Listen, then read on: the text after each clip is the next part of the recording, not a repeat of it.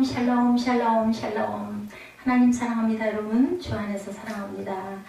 신부의 아름다움에 대한 것이 얼마나 아름다운지 제가 사랑의 창가 이렇게 제목을 잡아봤습니다. 오늘 우리 4장 1절부터 16절까지 우리 교독했죠. 이 칭찬에는 1절에서 16절까지 사랑의 창가, 그 중에서도 그 7가지의 부분 우리 함께 나눠봅니다. 어떠한 영적인 메시지는 어떤 메시지가 있는지 1절부터 한번 잠깐 다시 살펴보죠. 내 사랑 너는 어여쁘고도 어여쁘다. 너울 속에는 첫 번째 칭찬하는 것이 눈이 비둘기 같고 내 머리털은 길르앗산 기슭에 누운 물이 염소 같다. 이렇게 칭찬합니다. 너울 속에 있는 내 눈이, 너울이 뭐예요? 그 신부들이 쓰는 그 너울이죠. 그 너울을 얘기하는 거죠. 비둘기 같다라고 얘기합니다. 베일 속에서 반짝이는 술람 여인의 눈길이 한 쌍에 나란히 앉아있는 것 같고, 비둘기가 그 비둘기 한 쌍에 앉아있는 것 같고 아름답고 너무너무 곱다. 근데 솔로몬이 왜 술람 여인의 눈을 비둘기에 비유했을까? 그죠? 한번 우리 생각해보죠. 비둘기는 어떤 동물? 순결하죠? 그래서 방주에서 노아는 자연의 물이 마른 여부를 알기 위해 처음에 까마귀를 날려보냈어요. 근데 까마귀는 날려보내는데 고기 먹는 까마귀는 수면에 떠있는 많은 그러한 죽은 시체들을 뜯어먹느라고 돌아오질 않았어요. 그래서 노아는 다시 비둘기를 날려보냈는데 비둘기는 정결한 짐승이었기 때문에 어떻게 했어요? 다시 도로 날라오죠. 이와 같이 비둘기는 정결한 짐승이다. 주님은 제자들에게 뱀같이 지혜롭고 비둘기같이 순결하라. 마태복음 10장 16절이죠. 이렇게 말씀합니다. 그래서 눈이 비둘기 같다는 것은 눈빛이 맑고 깨끗하고 순결을 상징하는 거죠. 이 말은 눈만 아니라 그 마음씨가, 우리가 뭐 눈을 뭐라 그래, 마음의 창이다 이런 얘기 하잖아요. 그래서 눈이 맑고 반짝반짝 빛나면 정말 그 사람 굉장히 아주 귀할 것 같은 그런 마음도 착할 것 같은 그런 마음이 들죠. 우리들이 영적으로 꼭 해석을 하지 않는다도 눈이 맑은 게 정말 좋습니다. 두 번째는 술람 여인의 뺨에 대해서 얘기를 하죠. 그의 뺨이 아름답다고 했는데 너울 속의 뺨은 뭐 같다고 그래요? 석류 한쪽과 같다. 이렇게 4장 3절에 본문 3절에 한쪽이랑 석류 한 개를 두 쪽으로 나누어서 여러분 석류 짝인 거 보셨어요? 어렸을 때 저는 석류 짝인 걸 보고 어쩜 그 색깔이 빨갈까. 그 안에 또 알들이 굉장히 많죠. 그걸 보고 굉장히 푸짐하게 느꼈던 기억이 있습니다. 그것이 바로 양볼의 그 두 쪽을 한쪽씩 붙인 것 같을 만큼 붉고 예쁘다는 뜻을 갖고 있죠. 베일을 쓰고 신랑을 맞는 그의 다소곳한 얼굴이 수줍음과 설레임으로 불고래해진 것을 이렇게 아름답게 칭찬합니다. 자, 친구가 결혼식장에서 이렇게 막 괜히 웃고 그러면 어때요? 뭐 웃으면 딸난다는 얘기들 많이 하죠. 이런 것처럼 웃는 것은 그렇게 아름다워 보이지가 않습니다. 다소곳하게 머리 숙이고 뺨이 발그레하게 눈이 약간 내리까는 모습이 되게 예쁘죠. 이런 발그레한 색을 성경에서는 숙취를 당할 때 얼굴이 붉어지는 것에 비유하지만 예레미야 선지자는 이스라엘 백성이 가증한 일을 행할 때 부끄러워하지도 않고 얼굴을 붉히지도 아니하였다. 예레미야 8장 12절에 말씀합니다. 성도는 언제 얼굴을 붉히고 수줍어하고 부끄러워해야 할까 생각해 봅니다. 죄를 범하고 회개할 때 우리가 얼굴이 빨개지죠. 뭐 잘못했을 때 우리 얼굴 빨개지지 않아요? 그죠? 누구에게 고백하면서도 빨개지고 뺨이 불구레하고 어여쁘다는 말의 영적인 의미는 자신의 그 잘못과 죄를 깨닫고 마음을 열고 회개할 때 하나님이 아름답게 보시고 기뻐한다는 그런 영적인 깊은 뜻도 갖고 있다. 오늘 아가서 4장에 자신의 잘못을 알지 못하고 알아도 회개할 줄 모르는 사람의 뭐라 그래요? 얼굴이 두껍다라고 얘기를 하죠. 그럼 얼굴 빨개질 일이 없죠. 절대 안 빨개지죠. 그래서 후한 무치 이렇게 얘기합니다. 한자로 보면 이런 사람은 하나님께서 절대로 아름답게 보지를 않죠. 절대로 변하지가 않아요. 얼굴 안색이 안 변해요. 절대로 수치스러워도. 주님 앞에서 자신의 실수와 잘못을 뉘우치고 얼굴을 붉히기를 주저하지 않는 성도들이 되어서 하나님이 기뻐하시는 저와 여러분 되시기 바랍니다. 세 번째는 암양과 같다. 이에 대해서 칭찬하시죠. 4장 2절에 내 이는 목욕장에서 나온 털 깎인 암양, 새끼 없는 것은 하나도 없이 각각 하나도 아니고 쌍태를 낳은 양 같구나 이렇게 얘기합니다. 술람 여인의 이가 목욕장에서 나온 털 깎인 양 같다. 제가 가끔 보면 아주 그 이들이 고르게 내놓고 웃는 모습들 보면 굉장히 깨끗하고 예뻐요. 특히나 그 치과에 가면 그 상담하는 상담 선생님들이 특히 제 기억에 아주 이가 생김은 그렇게 예쁘지가 않았는데 이 속이 정말 깨끗하고 단정하고 예쁘고 그러다 보니까 그 물어보게 되더라고요. 이가 그렇게 깨끗할 수 있는 어떤 비법이 있습니까? 그랬더니 일반인들은 대개는 그 이를 또 그렇게 아주 화이트하게 밝게 하는 어떤 그런 것도 있다고 그러더라고요. 위에다가 이렇게 씌우는 게 있다고 합니다. 그래서 탤런트들은 그걸 뭐 1년에 한 2번씩 그렇게 이를 깨끗하게 하얗게 만든다. 그래서 그 웃을 때 이 모습이 더 예뻤던 것 같습니다. 그리고는 쌍태를 낳은 양과 같다. 이가 아래 위로 가지런히 정렬되어 있을 뿐만 아니라 충치도 없고 손상된 이도 없고, 그죠? 아무리 얼굴이 아름다워도 이가 균형을 이루지 못하고 이 속이 그죠 깨끗하지가 못하고 들쑥날쑥하면 좀 그 사람이 그렇게 그 인상이 썩 좋지가 않기도 합니다. 요즘엔 별로 없는 것 같아요. 막 이가 그렇게 덧니가 난 사람들도 옛날에 굉장히 많았습니다. 요즘에는 뭐 다 그거 교정을 하죠. 또 누렇게 황금색으로 또 되어 있는 그런 경우도 있다. 아이들이 대개는 이를 닦을 때 이를 박박 잘 안 닦아가지고 또 우르스름할 때도 있습니다. 따라서 이가 건강하다는 것은 신체와 직결되어 있다. 제가 간간히 붕둥붕둥 느끼는 게 하나 있어요.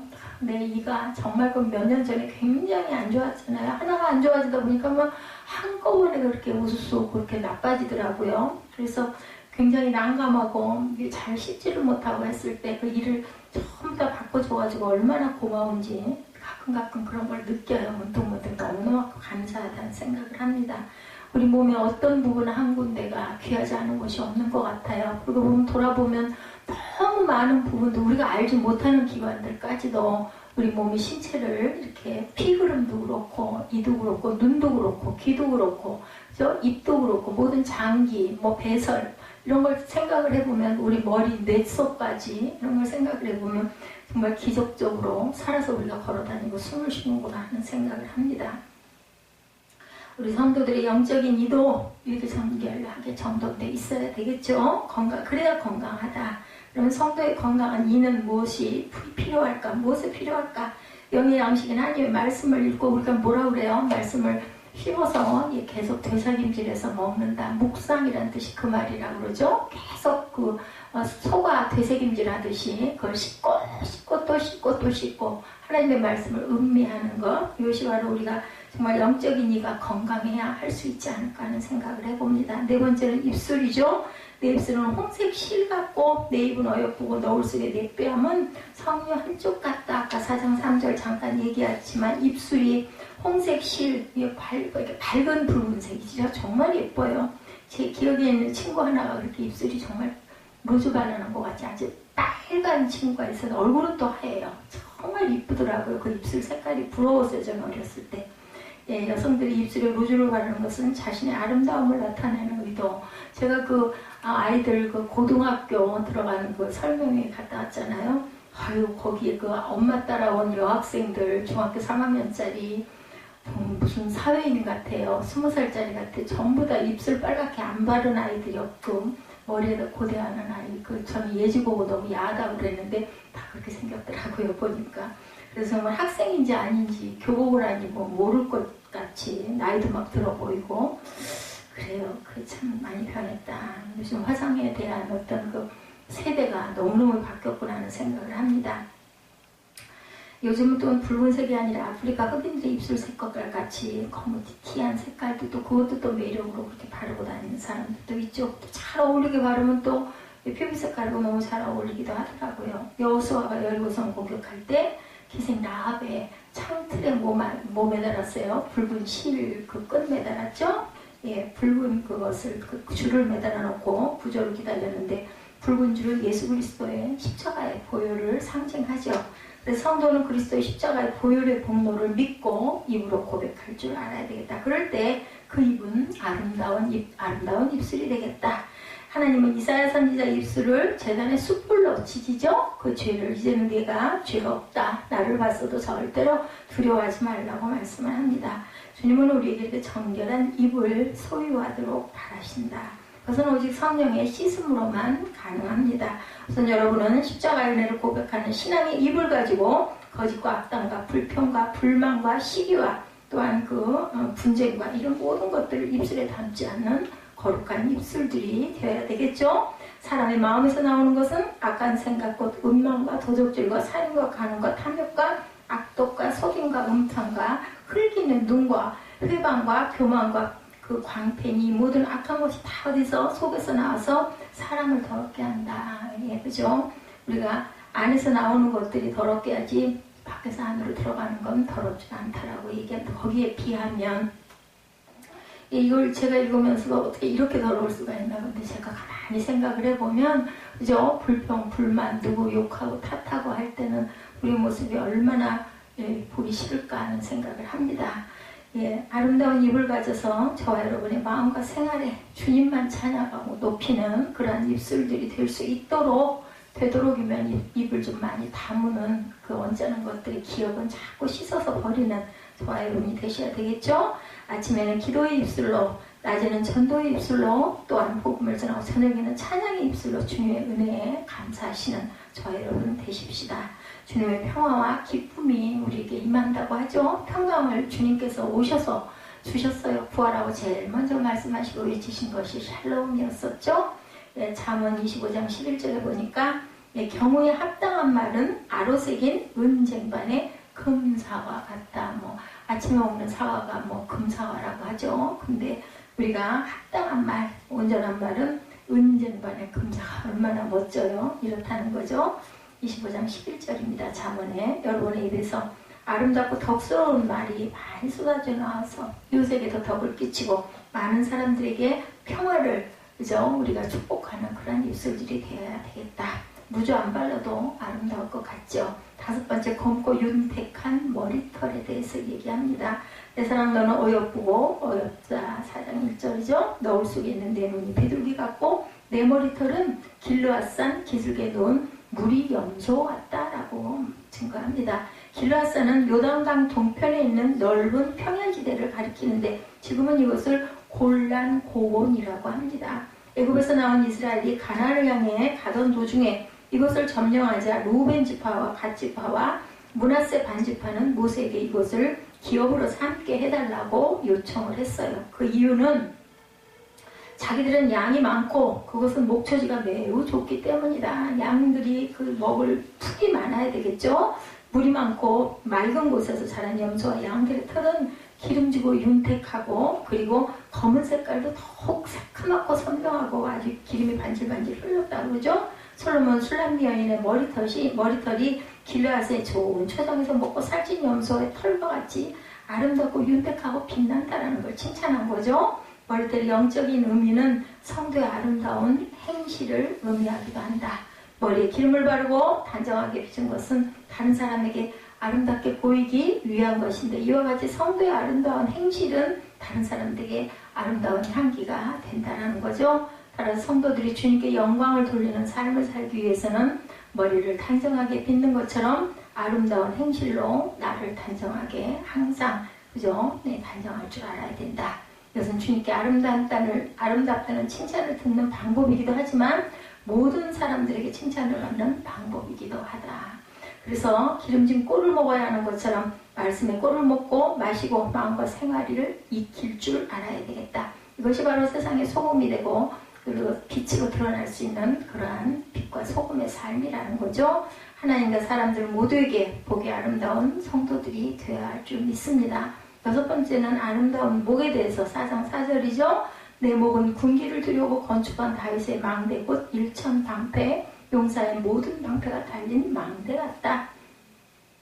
성경에서 목은 그 사람의 마음을 나타내는 그런 모습이죠. 때로는 완악한 마음, 불순종한 목은 무슨 목이라고 그래요? 뻣뻣하다고 그러죠. 목이 고든 백성으로 표현합니다. 음란하고 방탕한 사람의 목을 길게 들이운 목이라 하고 시편 이사야 3장 16절에도 증거합니다. 그러나 술람미 여인의 목은 무거운 짐에 눌린 목도 아니고 교만한 목도 아니죠. 뭐 같다고 그래요? 아주 아름다운 말, 잘생긴 그런 총자 좋은 말의 목처럼 또 사슴의 목에 그 비유를 하죠. 내 목은 군기를 들여 건축한 다윗의 망대다. 이거는 중동 지역의 여성들이 목에 구슬 목걸이를 겹겹이 두은 것을 계단 망대로 비유를 하기도 합니다. 그러나 망대는 견고한 것의 특성을 갖고 있죠. 군기를 두려고 건축한 망대는 견고하여야 난공불락이 된다. 그의 목을 망대에 비유한 것은 그의 의지의 견고함을 의미한다.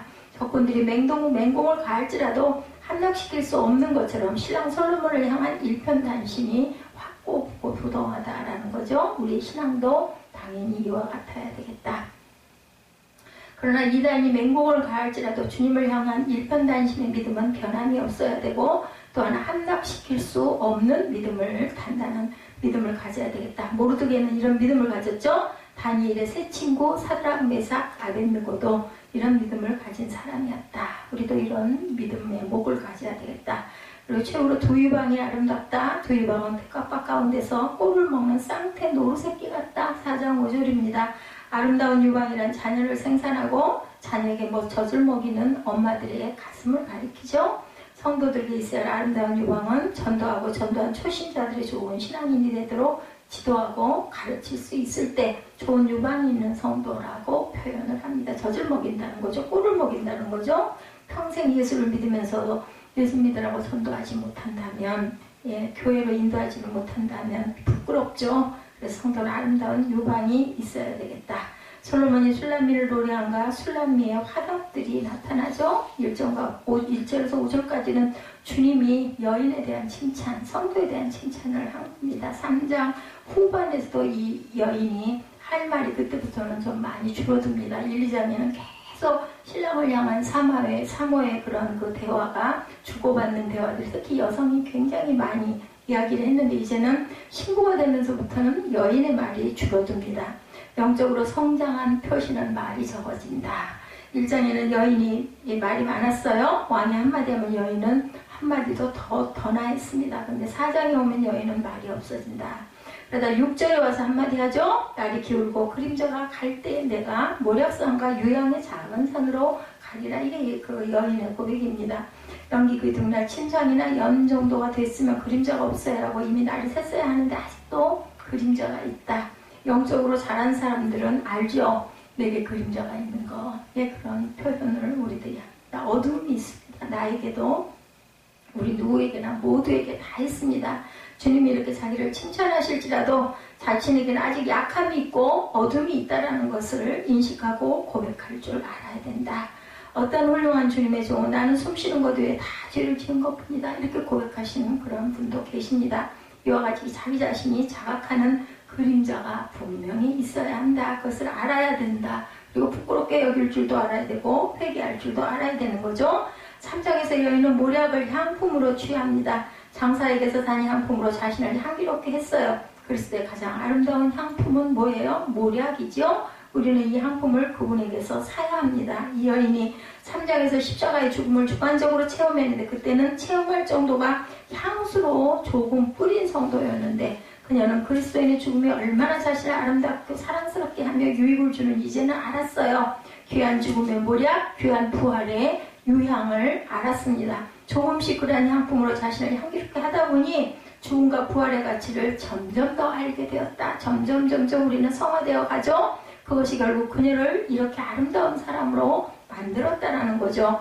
여기에 눈과 머리털, 입술, 입, 목, 가슴, 이 모든 것을 아름답게 한 것은 그리스도의 모략과 유향이다. 말씀으로 우리가 변화되고, 그죠? 우리가 기도로 또한 성령이 나를 주관하셔서 주장하시기에 나를 내어드려야 돼요. 목이 곧곧고 뻣뻣하게 힘을 주고 있으면 절대로 물에 뜰 수가 없죠? 우리가, 배추도 몇 번 죽는다고 할 그 정도로 그렇게 우리는 순종하는 마음과 그렇게 나를 죽일 줄 아는 마음이 있어야 되겠다.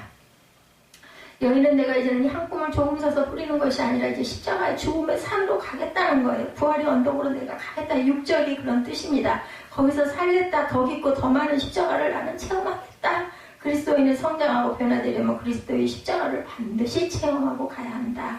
적어도 십자가의 두 방면, 즉 죄에서 벗어나 육체를 처리하는 십자가와 자기를 부인하는 십자가를 체험할 줄 알아야 되겠다. 특히 자신을 부인하고 자기 십자가를 지고 주님을 따르는 것은 더 깊은 성도가 그 성도임을 체험하는 건데 이는 죄와 관계 있는 것이 아니고 다만 하나님의 뜻이 아닌 것, 그리스도의 생명과 진리에 서지 않은 것에 죽음의 인을 치는 것이다. 절대로 그 길로는 나는 방향도 틀지 고개도 돌리지 않겠다라는 마음가짐을 가져야 된다. 누가 롯의 아내가 세상 바라보다가 소금기둥이 되는 것처럼 우리는 뒤돌아봐서는 안 되겠죠. 앞으로만 십자가를 바라보고 나갈 줄 알아야겠다. 십자가의 체험은 그리스도를 얻기 위해 목숨이라도 버릴 각오가 돼 있지 않다면 불가능하죠. 그 쉬운 것이 아닙니다. 성령의 도우심이 필요하지만 적어도 우리 편에서 나를 죽음에 내주고자 하는 자원함이 또한 필요하다. 결단은 누가 해요? 본인이 하는 겁니다. 하나님의 뜻을 묻고 진리와 대조해서 어긋난 것과 합당치 않은 것을 제하고 처리하려는 것이 우리의 순종이라는 것. 한 가지 한 가지 일에서 주의 깊게 하나님의 뜻을 묻고 진리와 대조하면서 하나님 길을 철저히 가려는 사람을 보기란 요즘 세상에 정말 어렵습니다. 너무나 많은 사람이 대충 이 길을 걸어가면서 하나님을 속이고 자신도 속여버리고 그리고는 그 속인 것 자체도 아예 뭐 당연하지 이렇게 생각하는 사람들이 세상에 너무나 많죠.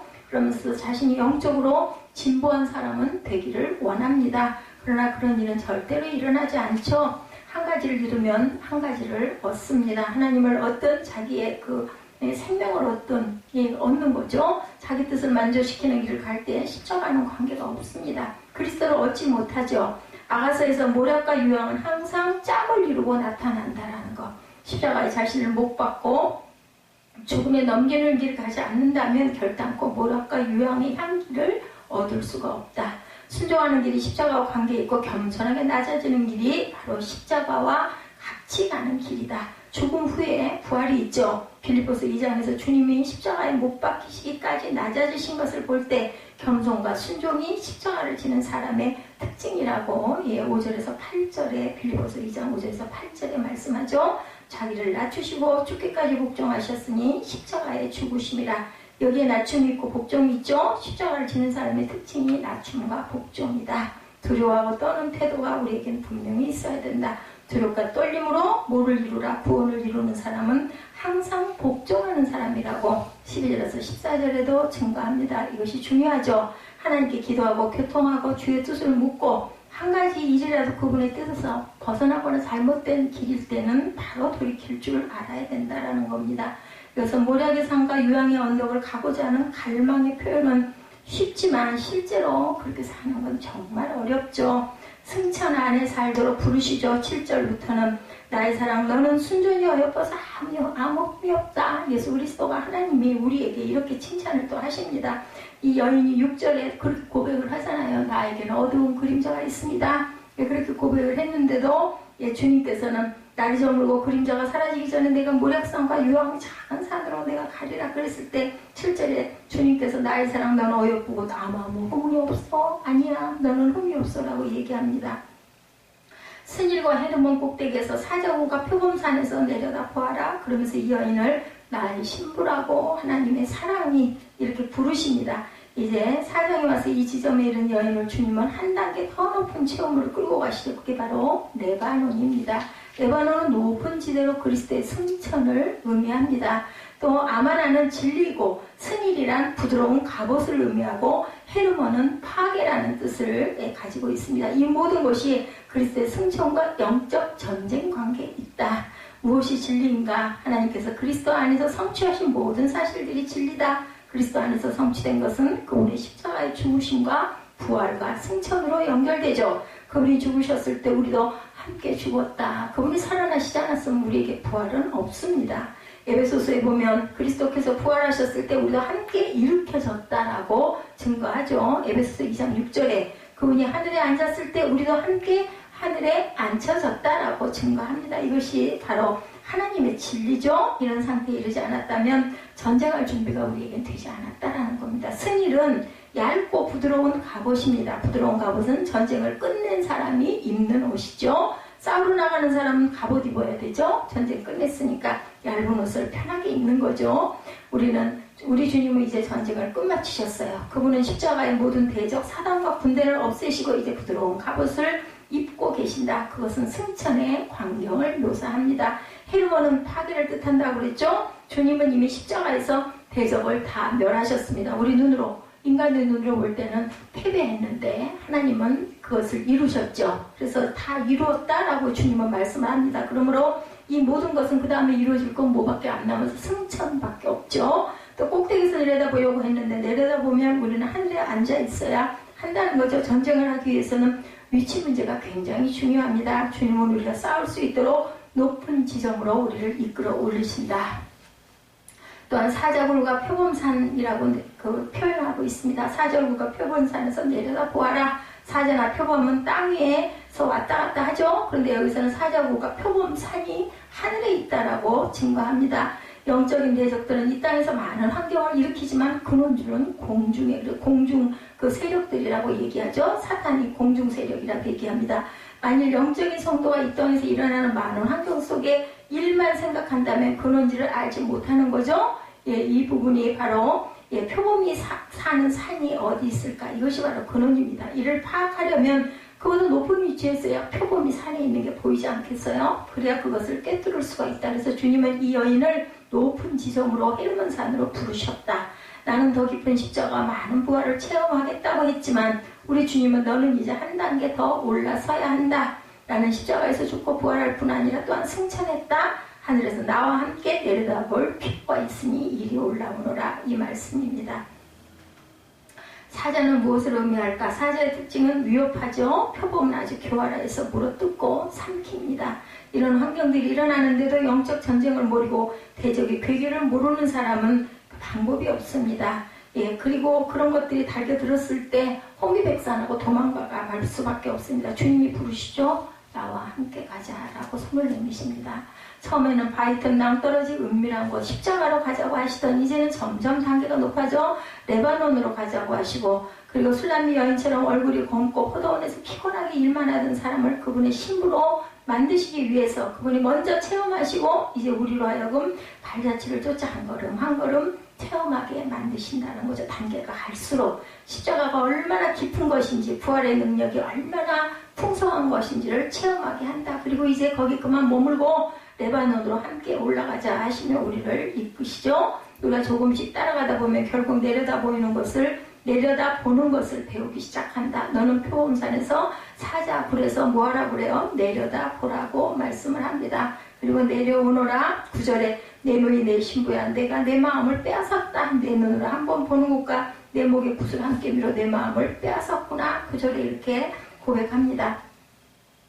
예, 충성스러운 사람들이 필요한데 충신은 사단에게 괴로움을 많이 당한다라는 거죠.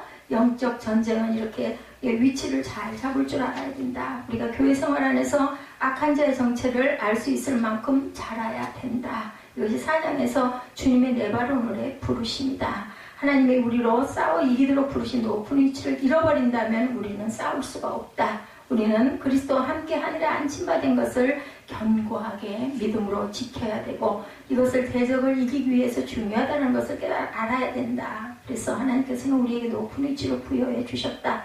이러한 승천의 위치를 아는 것과 믿음으로 그 위치를 지키는 것은 또한 별개의 문제입니다. 많은 사람이 우리가 그리스도와 함께 부활하고 승천했다는 사실은 알아요. 그런데 진실로 그러한 영역 안에 서는 사람은 많지가 않죠. 그러한 사실을 견고하게 붙잡고 의지하지 않으면 위치를 지킬 수 없기 때문에 우리는 믿음이란 어떤 경우에라도 하나님의 사실을 지키고 그 위치에 서는 것임을 우리가 알아야 된다.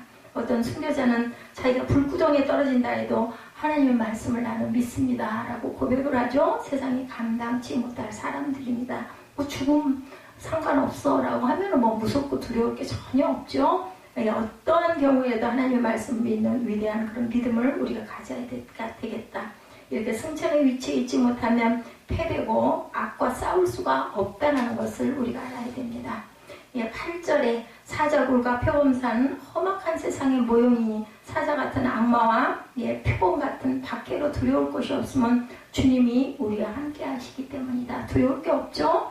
그래서 신부라고 표현하죠. 솔로몬은 내 사랑이라고 했던 것을 결혼 후니까 이제는 내 신부다 이렇게 얘기합니다. 예수와 성도는 부부로 한 몸이라 로마서 11장 2절에 증거하죠. 나의 누이라고 9절에 얘기하죠. 성격상으로 사상상으로 자기와 합치하기 때문에 솔로몬은 여기서 나의 누이라고도 표현을 한다. 그리스도께서 성도를 누이라고 하는 이유는 같은 혈육으로 받으신 까닭이고 거룩하게 하시는 이와 거룩하게 함을 입은 자들이 한 근원 위에서 났다라고 말씀을 하죠. 그러므로 형제로 부르시기를 부끄러워하지 아니하시고 14절에도 보니까 히브리서 2장 14절입니다.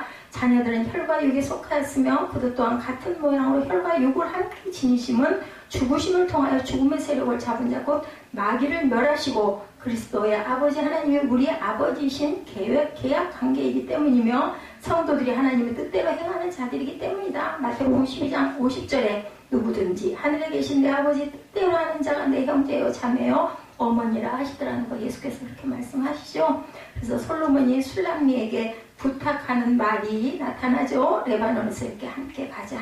예수님은 성도의 간구에 항상 응하시죠.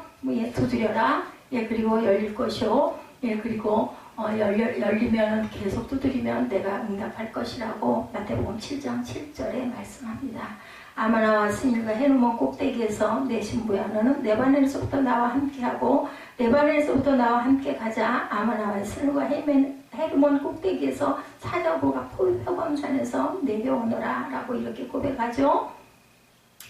세 봉우리가 있습니다. 그 하나는 바알 우상이었다고 그래요. 사자굴과 표범산은 꼭대기에서 내려가 보면 경치는 좋은데 위험한 짐승이 많다. 내려다 보아라 하면 떠나라 여행하라는 말을 뜻하고 있다. 9절에 술람미 여인이 솔로몬을 따라가기 위해서는 고향에 있었던 팔레스타인 북쪽 지방 아까 말한 레바논, 아마나, 스닐, 헤르몬성 등에 있는 지방에서 떠나야 된다라는 거죠. 험악하고 죄악 세상을 통과해야 영원한 안식이 있다라는 이야기입니다. 그래서 항상 이렇게 우리는 하나님의 그 아름다운 노래의 뜻도 깊이 깨닫고 노래할 줄 알아야 되겠다. 솔로몬은 항상 내 사랑은 너는 어여쁘고 어여쁘다라고 우리에게 항상 신부와 같다라고 이렇게 계속 칭찬하시는 예수 그리스도의 그 사랑의 마음을 우리가 알아야 될 것이고 포도주는 어때요? 잔치에서만 꼭 필요하죠. 10절에 포도주보다 나은 아름다운 사랑이어서 내 누이 내 신부야 내 사랑이 어찌 아름다운지 내 사랑은 포도주보다 진하고 내 기름의 향기는 각양 향품보다도 아름답다라고 얘기를 합니다. 기름의 향기는 각양 향품보다 나아서 솔로몬은 술람미의 향기를 좋아했어요. 그리스도는 성도의 선한 사업을 기뻐하신다라는 뜻입니다. 빌립보서 4장 18절에 내게는 모든 것이 있고 풍부한지라 에바브로 디도편에 너희가 준 것을 받음으로 내가 풍족하니 이는 받으실 만한 향기로운 재물이요 하나님을 기쁘게 한 것이라고 바울이 이렇게 써있죠.